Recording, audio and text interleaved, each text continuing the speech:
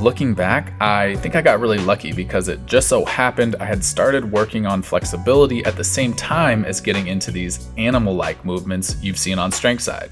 And I had some quick success with flexibility because of it. Stretching is only one piece of the puzzle, which is why you may struggle to make lasting progress in hamstring flexibility if you're simply cranking into forward folds or putting your heel up against a door frame. You've got to teach your body how to actually use more range of motion, and there's some simple, natural movements that can do this for you. Stay tuned to the end of the video. I'll give you a program to follow to get the most out of these movements. Let's take a look.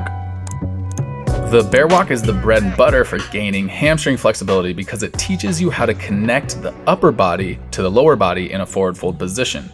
Start on your hands and knees and lift your hips up in the air as high as they'll go. Opposite arm and leg move at the same time, always trying to reach your tailbone higher in the air while pulling the heels closer to the ground. If you combine those two cues, you'll get a huge stretch all the way from the butt to the bottom of your foot. Now there's more to the magic of the bear walk than just that hamstring stretch. You're actually working on teaching the hip flexors to overcome the stiffness of the hamstrings to pull the thigh closer to your torso. But what works directly against that is if you round your back, that actually shortens the hamstring, whereas if you arch your back, it lengthens the hamstring. So that's why that cue of lifting the tailbone, not just lifting the hips, that's lifting the hips, lifting the tailbone will teach you how to create so much more space in the hamstrings and teach your hip flexors how to pull harder.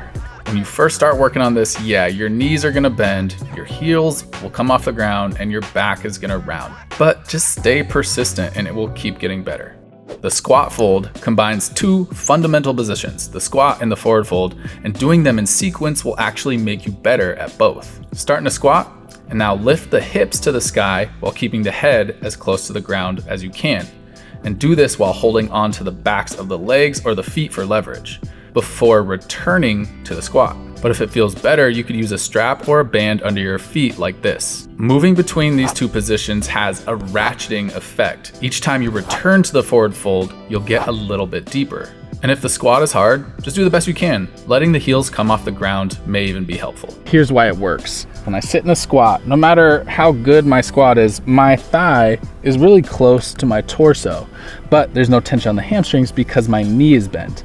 Now, as I start to stand up into this forward fold, now the hamstrings start to come on tension, but I get to work from this position where my torso is already close to my thigh, and now all I have to think about is trying to straighten the knees. And this is where the ratcheting effect comes into play. As I stand up, yeah, my torso is gonna drift a little bit further away from my thighs. That's okay, but each time I sit down and stand up, I'm gonna try and pull and keep my torso a little bit closer than last time. And if you find yourself getting into that really, really round back position, use that same cue we talked about, lifting the tailbone. I especially like this one because it helps you work through that tension in the backs of the knees. If you're liking this so far, be sure to check out Flexibility Flow. This is a full program of guided follow along style sessions that get you working on exactly what this video is about: creating whole body flexibility through natural movement. You'll get new workouts every week for 16 weeks, along with daily, gentle movement sessions to reinforce the new flexibility you're creating. Try the first 3 days for free. Just follow the first link in the description. Now that you've got your hip flexors fired up and hamstrings feeling a bit looser, we're going to push you into some new territory with the elephant walk. Start in a forward fold. Take a small step forward with one foot, keeping the front leg bent and back leg straight. Gently reach your head towards the ground, and then take another step forward with the opposite leg, repeating the process.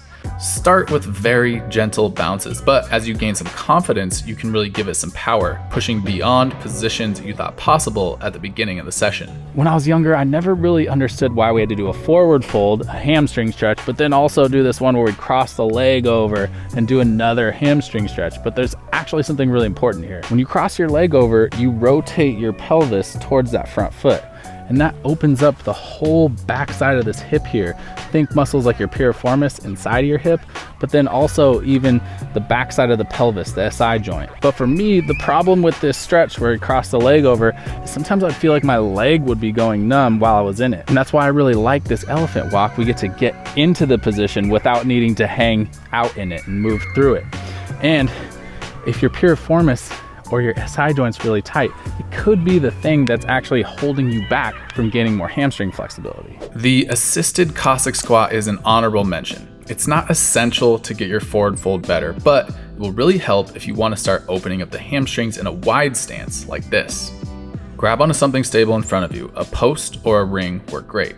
From a wide stance, sit to the side, turn to look at your trail leg, and allow the toes to come off the ground. The key is to not relax. Try to actively push into the ground through the heel. Over time, you definitely want to try to go lower, but really what you're looking for is that stretch in that inner hamstring. And hey, you may not need the assistance, that's great, but I do like using a bit of assistance because you may be able to go a bit deeper with it than without it. Here's why I think this approach, using movement to gain flexibility, works so well.